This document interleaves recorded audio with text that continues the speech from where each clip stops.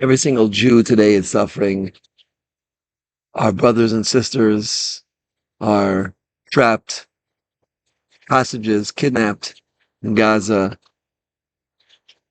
Our children, sons and daughters, brothers and sisters have entered Gaza and are in danger. Who can who can say that they could sleep at night peacefully, knowing this information and dealing with the reality that stands in front of us? The question is, though, why is it? Why is it there's such a hatred that exists between the Jewish people and between Ishmael? In the end of the day, we come from the same great great grandfather. Why is it that such animosity, such hatred exists?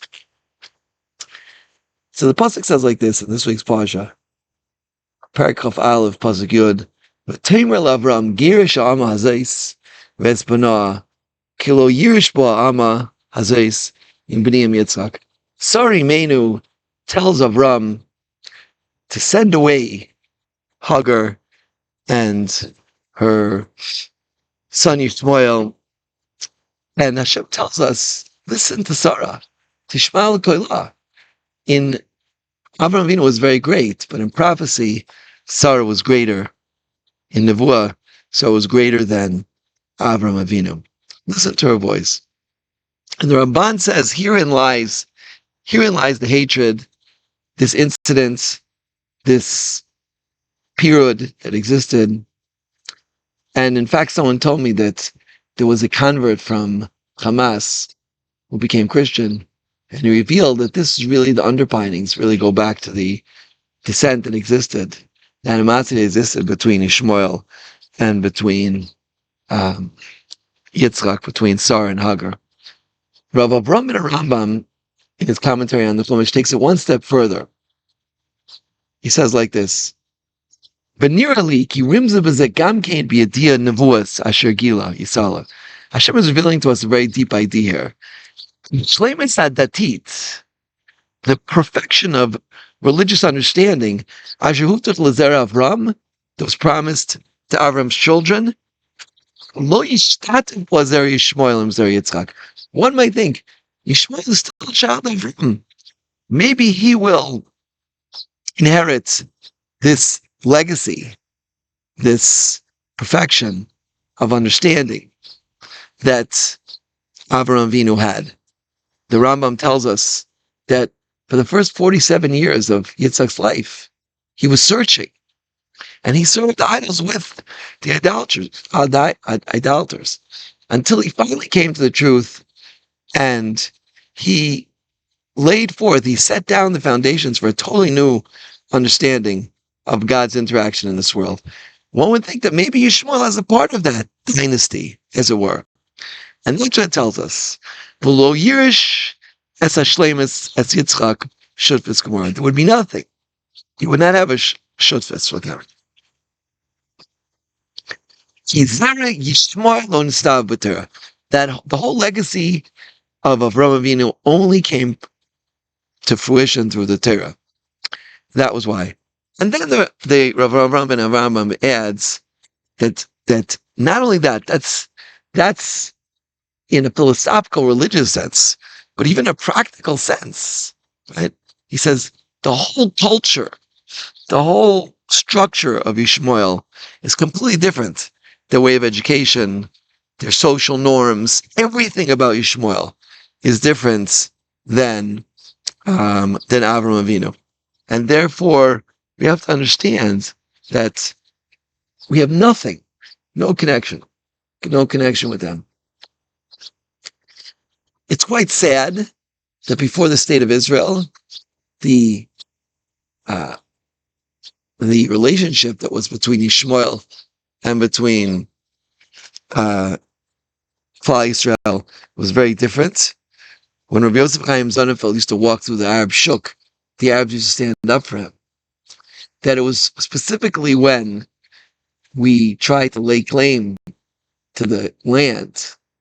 And as it were, the Arabs have a Masera, they have a tradition that this land belongs to them. Until that threat took place, then the relationship was much better. And in fact, Chazal tell us, as Gemara at the end of Ksubas, that you're not supposed to take Eretz Yisrael by force. And this is a point of much controversy. I'm not going to get into it now, but this is what we have to understand. When we see what's happening, when we see what's unfolding in front of our eyes, we see history unfolding in front of our eyes, and not just history, all the things that Chazal said were going to happen at the end of days are now happening, right? So what does this obligate us to do? What does this obligate to act? We certainly have to come back to Hashem and, as much as possible, to return to the ways of Avraham Avinu and to follow in his footsteps of chesed, but not just simple chesed, as we said previously, but very, very deep chesed, which is inspired and initiated through deep understanding of the Torah. That deep understanding of the Torah can bring us to a very deep understanding of chesed and one another, to do things which we normally would think, we wouldn't think that we had the ability to do these things, to go that extra mile, to give something up for somebody else. I was talking to a young man yesterday, and he was telling me about his plans. I said, it's very nice, but there's only one problem. It doesn't take other people into considerations. He wanted to do this, and he wanted to do this, he wanted to do this. He said, but, you'll leave your kavusa in the middle of Zman, and what about him? He said, you know what, you're right.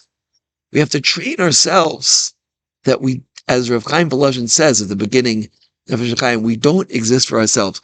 All of the Jewish people are one entity. We're one unit.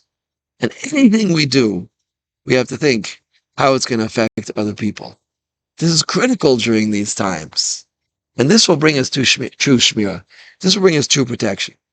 The more we embody ourselves with the entirety of the Jewish people, the more protected that we're going to be. Because Hashem has promised He will protect the Jewish people as a whole.